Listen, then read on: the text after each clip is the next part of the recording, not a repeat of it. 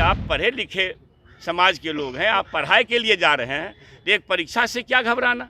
या ज्ञान की भूमि अगर भारत है तो उसका जद है, उस जड़ में है बिहार। मगध में आप खड़े हैं, यही ज्ञान की भूमि है।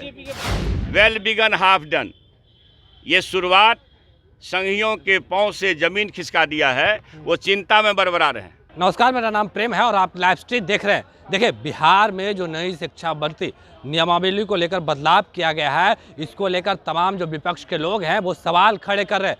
पर शिक्षा मंत्री ने साफ तौर पे कह दिया कि महागठबंधन की सरकार ने एक बड़ी बीमारी को दूर कर दिया है। अगर जो शिक्षक हैं, शिक्षक बनने के योग हैं, वो एक एग्जाम ही दे देंगे तो क्या दिक्कत हो जाएगा। जो सिलेबस पढ़ाएंगे उसी से सवाल पूछे जाएंगे। क्या कुछ करें बिहार के शिक्षा मंत्री, ठीक देखिए आप इस वीडियो में।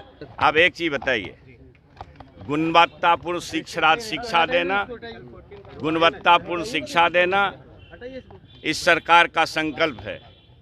माननीय बिहार के शिल्पकार मुख्यमंत्री नीतीश बाबू, उप मुख्यमंत्री तेजस्वी प्रसाद यादव जी का ये संकल्प है कि ज्ञान की भूमि बिहार के विरासत को वापस करना है। तो गुणवत्तापूर्ण शिक्षा देने के लिए हम अपने बच्चों के लिए, अपने राज्य और देश के तरक्की के लिए एक बेहतरीन शिक्षा कैसे दे सकें, इसके लिए यह सूत्र आया है, यह नियमावली आया है। इसमें अगर किसी ढंग का कोई नुस्ख निकालते हैं तो यह उचित नहीं है। और फिर से मैं एक बात कहना चाहता हूं कि जो हमारे शिक्षकगण हैं, नियोजित शिक्षक, आपका काम शिक्षा देना ही न है, और अपने कोर्स को जिसको आप पढ़ाते हैं, रात दिन जिसके लिए आप शिक्षक हैं और जिन बच्चों को आप पढ़ाते हैं, उस कोर्सेज में से कुछ सवाल अगर नियमित होने के लिए एक कितनी बड़ी बीमारी इस महागठबंधन की सरकार ने दूर की है।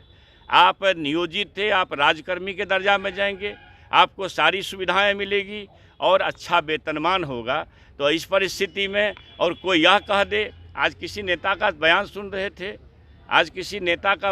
रहे थे कि एक IAS IPS होता है, फिर से परीक्षा देके पास कर सकता है क्या। IAS IPS का काम पढ़ाना नहीं है, शिक्षकों का काम पढ़ाना है।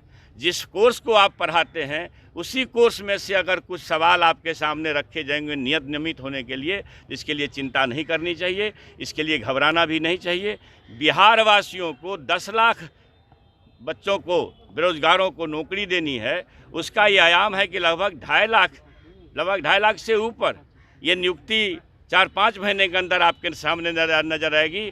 पहले के पूर्व का आप देख लीजिए, आपको लगेगा कि हम बिहार वासियों के बच्चों के लिए, बिहार वासियों के लिए, बिहार के बेरोजगारों के लिए सरकार कितनी चिंतित है।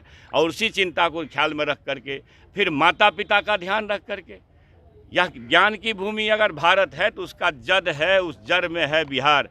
मगध में आप खड़े हैं, यही ज्ञान की भूमि है। पूछ रहे थे, फिर आप कहाँ चले गए। अब ये क्या, आप मेरी बात समझिए। जो हमारे मोदी जी हैं, नेता बीजेपी के, उन्होंने कहा था शासनकाल में, जब उनका शासन चल रहा था NDA का, कि भगवान भी वेतनमान नहीं दे सकता है। आप उस बयान को निकाल के कोट करिए।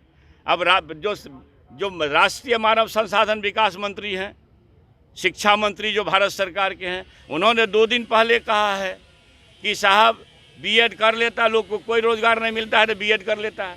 भैया, एक अच्छा खासा परीक्षा, आप प्रोफेसर होते हो, कितनी मेहनत से लोग नेट की तैयारी करता है, फिर PhD करता है। नेट की तैयारी में कम मेहनत करनी होती है क्या? फिर वही बच्चा PhD करता है। आप नेट होते हैं, PhD होते हैं तो आपको प्रोफेसर होने की दक्षता प्राप्त होती है। आप शिक्षक होने के लिए दक्ष हुए, आपने ट्रेनिंग किया, आपने क्या कहते हैं CTET STET पास किया, अच्छी बात है। तो भाई, आप पढ़े लिखे समाज के लोग हैं, आप पढ़ाई के लिए जा रहे हैं, तो एक परीक्षा से क्या घबराना, नहीं घबरानी चाहिए। आप ये बताइए, अच्छा आप ये बताइए, आप ये बताइए, अभी